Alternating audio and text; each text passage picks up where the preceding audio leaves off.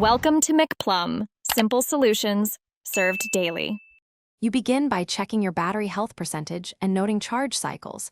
This gives a baseline for future gains. Once done, reduce background load by disabling intensive apps and refreshes, because lower drain stabilizes calibration. Now charge to about 80% and avoid reaching 100% immediately.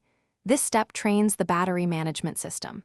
Make sure to set charging limits or use built-in optimized charging features, and prepare a slow, steady charge source to avoid heat spikes that harm lungs. You should adopt a consistent charging rhythm. Favor partial top-ups between 20 and 80% because frequent full cycles accelerate wear. Once done, use the manufacturer's charger or a low-current trickle to reduce stress. Higher currents create more heat and aging. Also, manage thermal exposure. Remove cases during charging if hot and avoid sun or heaters, because temperature directly affects chemical degradation. Make sure to perform a full calibration only monthly to keep readings accurate without adding cycle wear. You finish by scheduling a controlled full charge cycle about once a month to recalibrate the meter.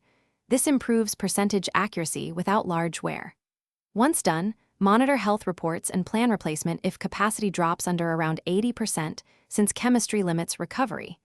If you see abnormal drain, make sure to test in safe mode or perform a clean factory reset to isolate software issues.